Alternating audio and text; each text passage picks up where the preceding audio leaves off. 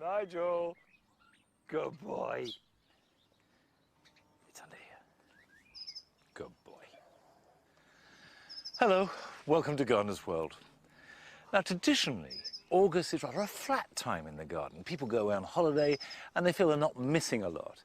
But I love August, not least because here in the Jewel Garden, the colours really stoke up and you get those intense reds and oranges and purples all working together.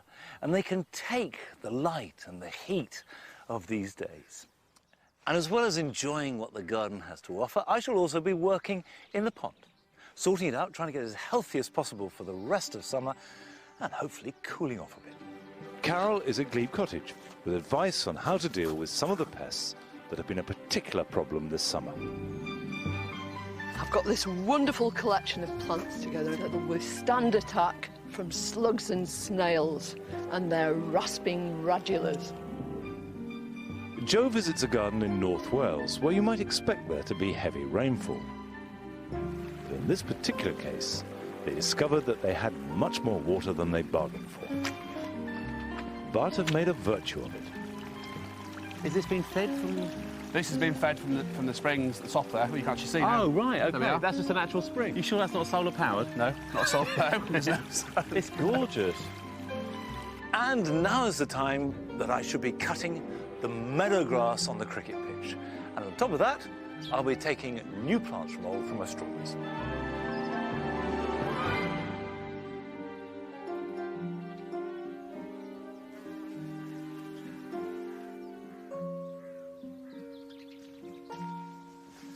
The pond is only 4 months old, but it's already got a nice settled feel, and things are starting to happen. The purple loosestrife is looking great. The ligularias are doing better than ever. They absolutely love it. And you can see in the pond itself, you have the water forget-me-nots, the mimulus. So all in all, I would say I am 99% satisfied with the pond and everything we've done here. The 1% that isn't quite working out is the algal growth on the surface. And that's because water has lots of nutrients. And in July and August, when you've got higher sunshine and more of it, inevitably you get growth. We've got silkweed, which is this sort of frothy, gunky, frankly unpleasant stuff. And as well as that, we have this here, duckweed. And that can spread to form a complete mat over the water, so you need to scoop that out, or at least keep a really tight eye on it. Improve the habitat, both for plants and for insects and animals, and they are going to consume nutrients which will compete directly with the algae. So they should help keep the water clear. I've got 3 different oxygenators here. This one is goldfish weed, which comes from southern Africa, and then I've got 2 other natives. I've got hornwort, and then the spiked milfoil. You can very often buy them, like the goldfish weed here, in clumps with a little bit of lead wrapping them together. And the lead means that they sink to the bottom. Now, where this touches the bottom, it will root, but it's also got aerial roots, so if it doesn't get into mud of any kind, it'll still survive. The reason I bought the bucket of water is because it's a good idea to wash them. That gets rid of any risk of introducing either bits of weed or animals that you don't want in your own pond. And then the planting of them couldn't be easier. I'm going to get back in to plant some, but I'll tell you, all you have to do is this. Job done. Chuck it in the water.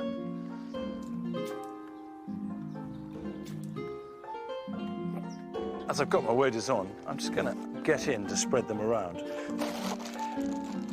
I like the hornwort because it's a native. I'm thinking of 1 plant or group per 2 feet. You don't have to be too accurate about this, but to spread them about. Now, you can buy these from either a specialist aquatic centre or a large garden centre should have its own aquatic department. And whoa, I nearly went there.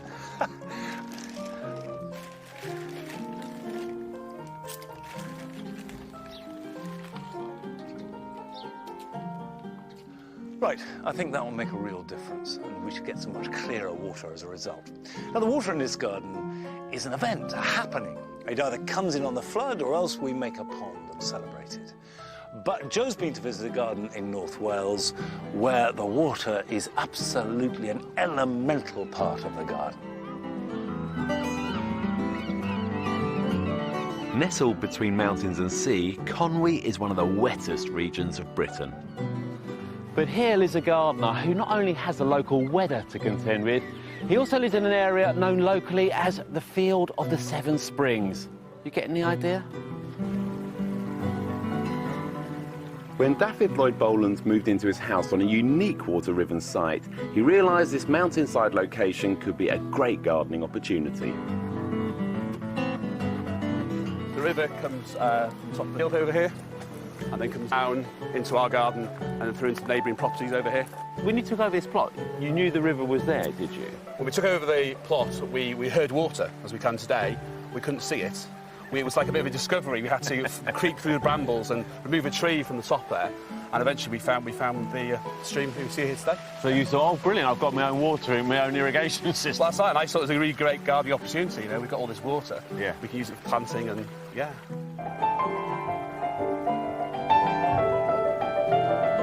We've got about 20 springs in the garden, which just appear as we've been gardening and developing the garden. They just appear, and we've had to divert them and put them into a place in the garden where it's a bit drier. You're controlling the springs, Yeah. So you're moving them around. They go away from the lawn areas and Away from lawn areas, all the dry areas you want to keep dry. Yeah. How do you divert a spring? Just dig a big hole, line it with some Mitex, put some stones in, and then put a flexible tube in. You're actually creating an underground irrigation system all the way through here. Underneath, yeah. And Okay. using some planting as well. We've been putting some a lot of willow trees and things like that to try and suck the water up as well. Yeah.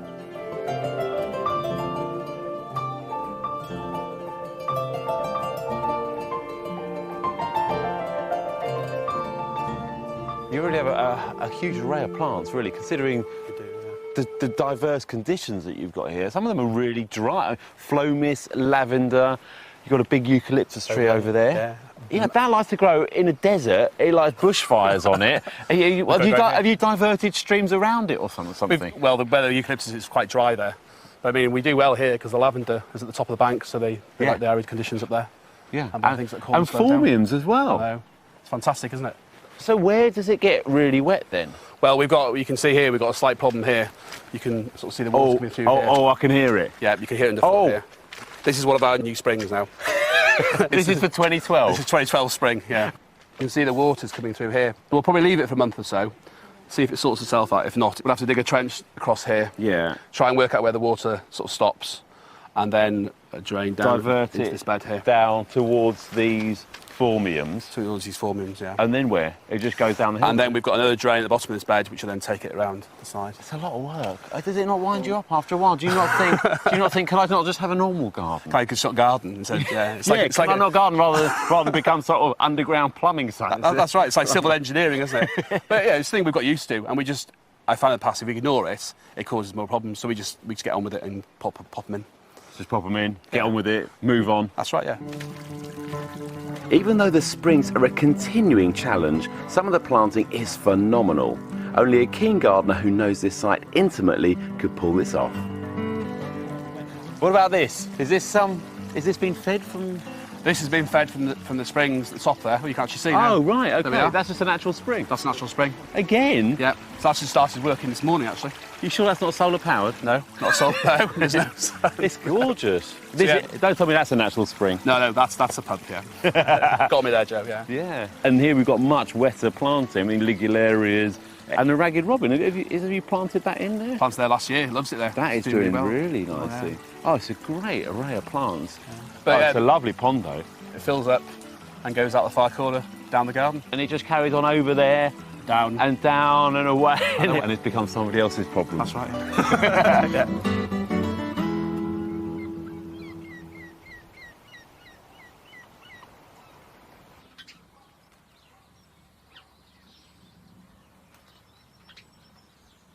We call this bit of ground the cricket pitch because a long time ago we used to play cricket on here occasionally.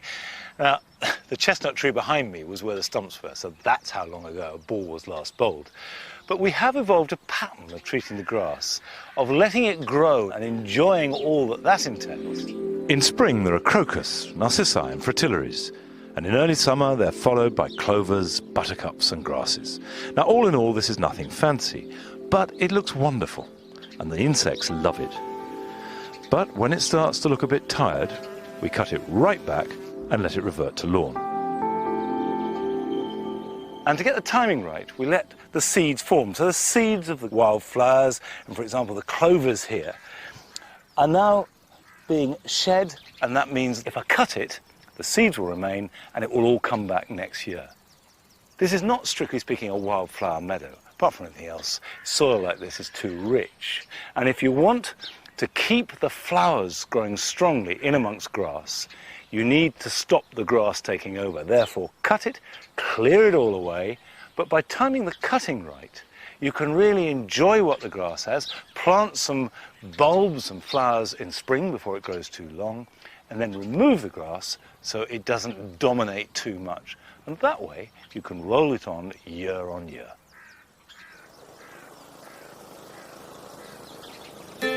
All of us, whatever our soil is like, have been plagued by slugs and snails this year. I've never known a year like it. And there are lots and lots of different opinions and methods of getting rid of them, but none of them seem to work completely. However, Carol has been looking at plants that do resist slug and snail attack more than others.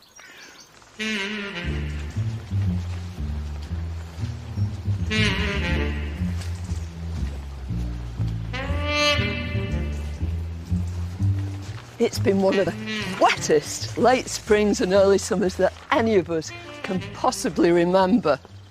And because it's been so wet, every gardener has had a problem with slugs, and loads of you have written into us. This letter's typical from Amanda Livingston. I have the most horrendous snail and slug problem. It seems they all live in my garden. I can't grow certain crops because of this problem. As fast as I remove them, they reproduce and multiply exponentially. Well, I'll tell you what, they do exactly the same thing here. Come and have a look at some of the damage they've caused me.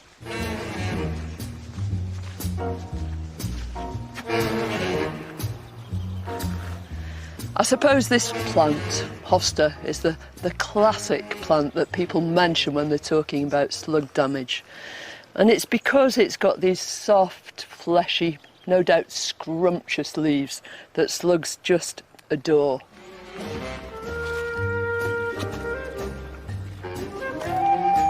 This beautiful Japanese woodlander, Kirangashima palmatum, has the same big, entire, soft leaves as the hosta.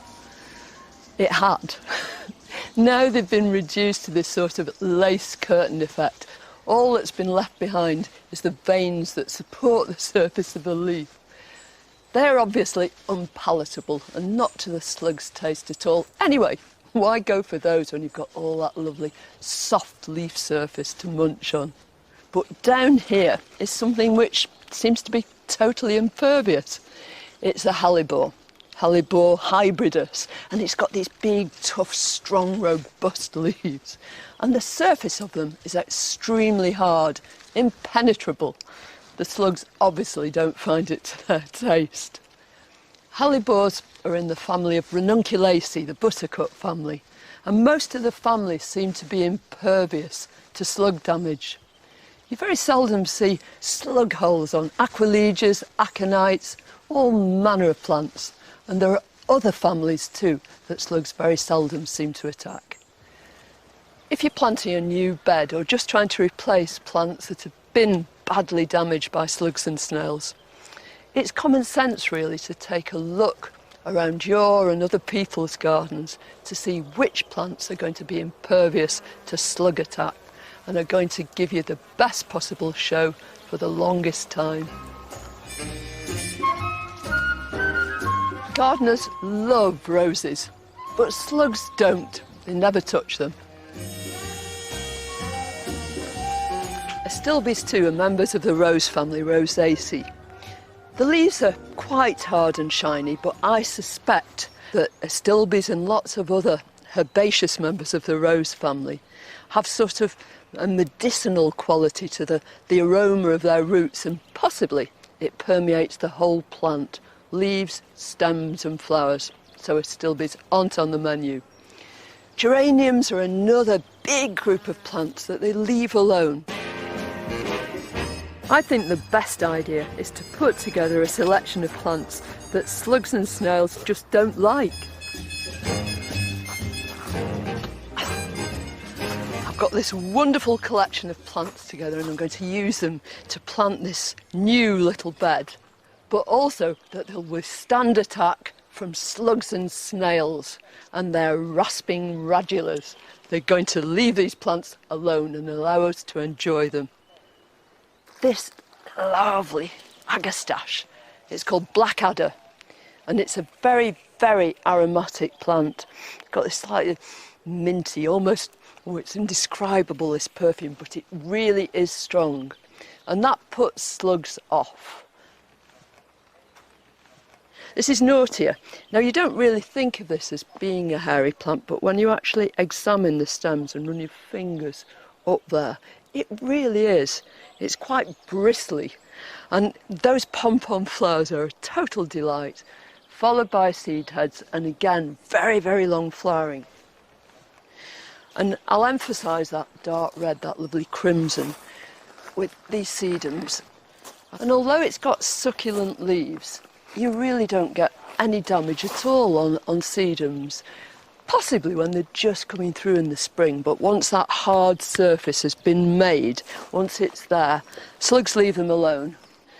And the panstemon that I want to include in this arrangement is this one.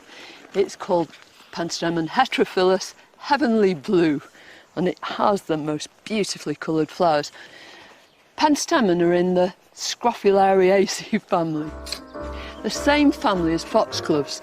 None of those groups of plants ever get eaten by slugs. This belongs to the mallow family, lovely Sidalcias, called Elsie. Well, hopefully I've given you a few clues about the kind of plants you can choose, not only to make a really long display that goes on giving you joy and beauty for ages, but also one that'll last because it doesn't get consumed by slugs and snails. It's no hardship because there's such a lot of beautiful plants from which to choose.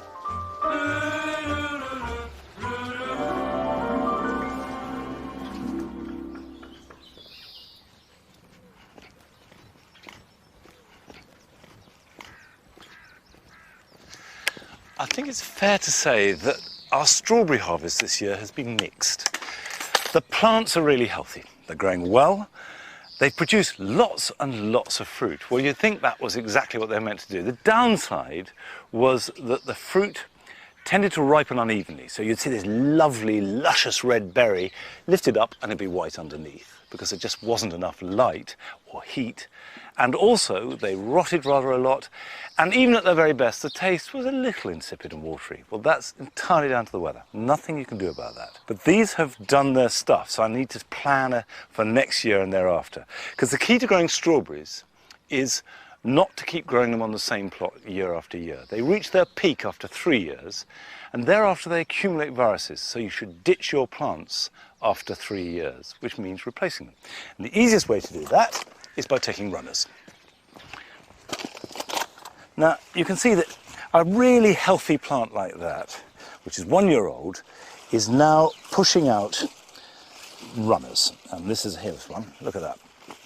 So if you see, you've got this long stem coming through, twining there, and you've got a new plantlet developing about 2 or 3 feet from the plant, and then another one there, and potentially another. So you could get 3 or 4 new plants, but it's dead easy to do. You can either just pin that down onto the ground. That will work well. Nothing wrong with that at all. But then I'd have to dig it up to move it. So what I prefer to do is prepare a gritty compost. And gritty because the roots will have an easier run, and they're not going to stay in this for very long. Like that. And then get the runner, and always take the runner closest to the plant. That will have most vigour. And just put it on top of the surface of the compost and pin it down. And where it touches the soil, it really wants to produce roots. You don't have to add anything to it or do anything clever. And I'll just scrape that and put it in. Now, it's important that it remains connected to the parent. It's an umbilical cord because it hasn't got any roots of its own yet. Leave it for about 3 to 4 weeks, and if you see nice growth, you can cut it separate from the parent, take it away, and you've got next year's first-year plant. And just to stress, you don't grow strawberries on the same plot year after year. But, you know, I'm making it sound complicated. You put them in the ground, they grow, you protect them from the birds, they produce fruit. It's not that difficult. We also grow alpine strawberries, or wild strawberries, that are native, and they can become a bit invasive and a bit of a weed, so by running them underneath a hedge, they're contained, but they look good, and also the tiny little fruit are delicious, like little strawberry jewels that you can just add to a bowl of yoghurt, say. But to pick a decent bowlful really does take a long time. However, there is a variety that's specially been bred from wild strawberries called 4 Seasons, Quattro Stagioni. And I sowed them 18 months ago, and look, I've got really good-sized plants, in fact, practically a hedge of them, and masses of fruit. They taste good, they're big enough to make picking relatively easy, but still small and sweet and delicious. And like the wild strawberry, they go on producing all summer, right into autumn. They spread by seed, by root extension, and also a few runners. So there's a possibility that they could become invasive, but I'll watch and see. Now, if you don't grow strawberries and if you don't want to grow strawberries, here are some other things that you can be getting on with this weekend. Collecting your own seed is doubly satisfying. Not only does it preserve your favourite plants from the garden, but can also save you an awful lot of money. Cut the seed heads off and put them into a paper bag or envelope where they can be stored in a cool, dark place for weeks or even months. If you have flowers that you think are particularly special, it's worth marking them for future collection. But bear in mind that not all plants come true from seed.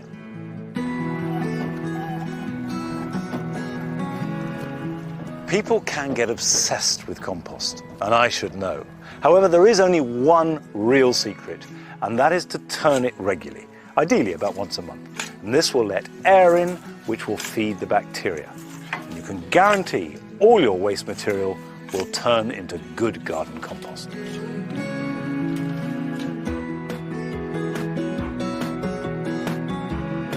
As the summer fruiting raspberries come to the end of their season, the autumn fruiting ones start to produce fruit.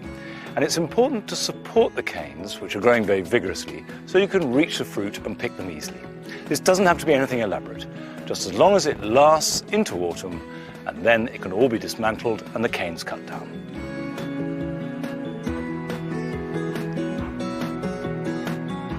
Now that the birds have left their nest, it's the perfect moment to give your hedge a trim. Doesn't matter what kind of hedge it is, it's important to give it a slight batter, which is to say the bottom should always be wider than the top. Otherwise, the top growth will shade out the bottom and you get gaps in the base of the hedge. Cut the sides first and then trim the top to whatever height you want. And that should keep it looking neat for the rest of the summer.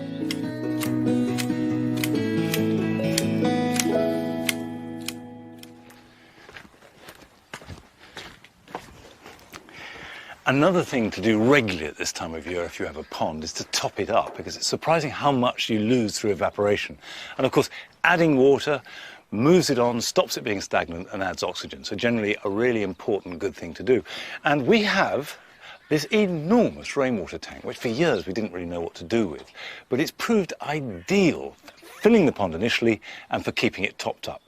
And it does mean that if we get a very wet period, at least we know we've got water to do it, even if we're followed by a drought. So I want to connect this up to the pond.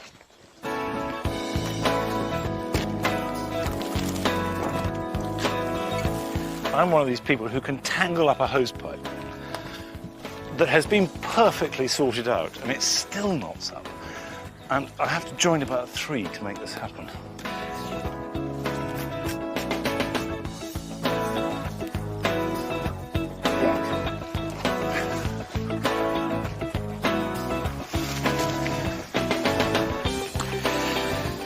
No, I've lost the end. Where is it? Oh, no. Somewhere in there is an end, or should be.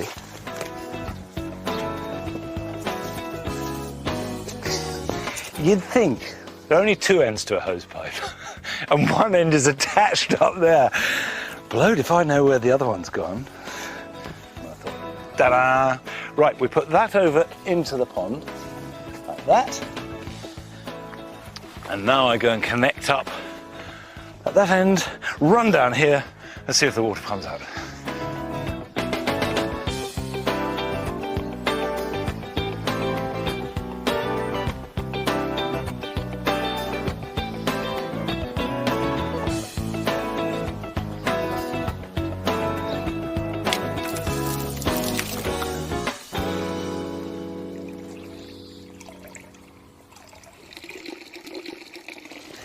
It's not much of a flow, but there's hardly any fall, and it's enough. I can leave that on all night until it fills up and overflows gently, and all the hostas and the boggy plants will love that. And the pond will be refreshed. That's the key thing. We get new water in and oxygen, and that will help keep the weed at bay. Talking of which, now that it's settled after splashing around in it, it's clear, isn't it? That's not bad. And that's all we've got time for. But I'll be back here next Friday, so I'll see you then. Bye-bye.